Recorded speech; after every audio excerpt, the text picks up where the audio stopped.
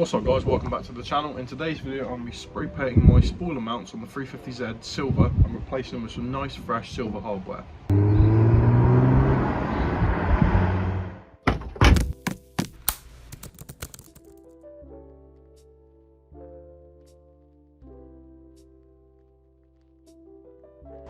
So guys, the reason I want to do this is because here's a few sort of like photos to get you in the mode. I think back in the sort of max power days, like having a bit of silver chrome, contrasty colours, it looks really quite cool, and I like the sort of design in this particular picture. So that's what I want to do. Also, it's a fairly cheapish spoiler, it's alright, but I've had to modify it a bit. I found that in heavy downforce situations, say motorway driving, it was like tilting down too much and actually bending the front mounting point here. So I've had to modify a tiny bit with these silver up straps, and it looks a mess. I've got different colour hardware, I've got this red marker paint, it's all black. Yeah, it looks horrible. So we're going to be spray painting these silver, all these metal bits, and obviously I might respray these red bits and all that stuff there. And then we've got some lovely nice silver hardware to go back on, so all matches, all blends. I think it's going to look really nice. So first of all, let's get this wing off.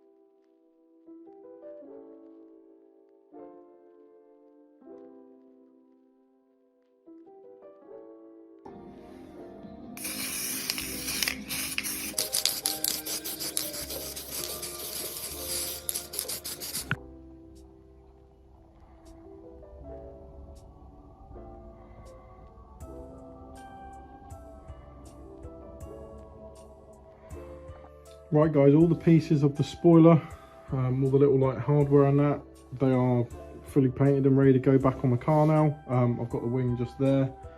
So yeah, let's go put these back on the car and see how it looks. I'm fingers crossed it looks good, because I've not done a Photoshop on this like I usually do with a lot of car mods, but yeah, let's go and do it.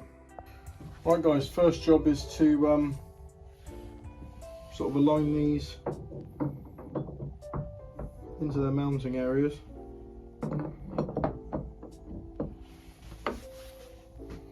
Yeah, I don't think they look too bad, to be honest with you.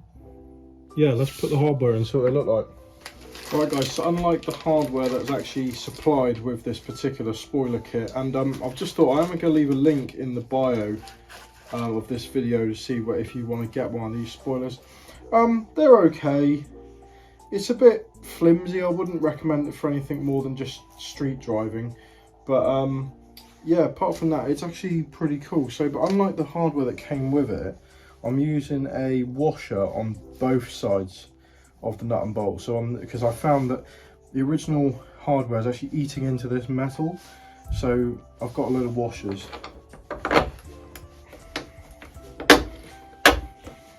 I've got all silver hardware to match the now silver strut, or these mounting plates, whatever you want to call them. So next is my modified upright sections.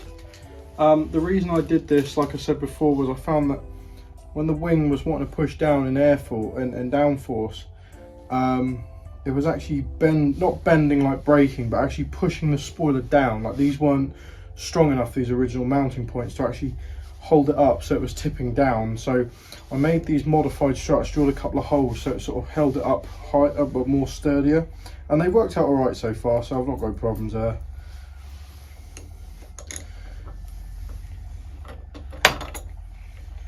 I know it's a bit untrue as everyone seems to believe with us Petros, but I don't particularly drive this car very fast. It's not, I just like it too much to want to ruin it is the thing. You know, when you spent this much money on something, and considering me, I bought it with all my own money that I saved very long and hard to be able to afford this car, I don't want to ruin it.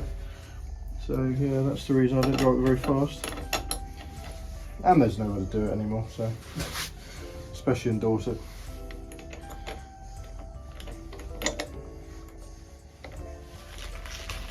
So that is effectively one upright done, and that was easy because I kept all the pieces separate, so I knew exactly where they go back together. I do need to actually re-drill the holes on this side. They don't quite line up as much as I thought they would when I originally drew the designs for this. So that's something I will have to do in the future, but for now they're perfectly alright just going on the car as is. So one thing I've learned now in the 11-12 years I've been sort of modifying cars is that don't be afraid to experiment with hardware, see what fits, see what works. Like everything does go together eventually. All these are universal size, like M6, M10. You just got to find what's best for your application, really. Trying to keep everything universal and sort of facing the same direction if I can. I think when it comes to sort of like respect of a build and that, I think the attention to the details are more important than, say, the mods themselves. So like I'm doing here with this silver hardware, it sort of all adds to the aesthetic. Just going to go around and tighten a few things down now. The other advantage doing this myself with this sort of hardware is the fact that with the old kit that came with it, it was an Allen key head on one side and a 10mm nut on the other, so you had to carry around two types of tools if you wanted to remove it, whereas this is now just a 10mm bolt and a 10mm nut, and it just means that, well, it just simplifies everything, doesn't it, really? But I think it's looking very cool, this.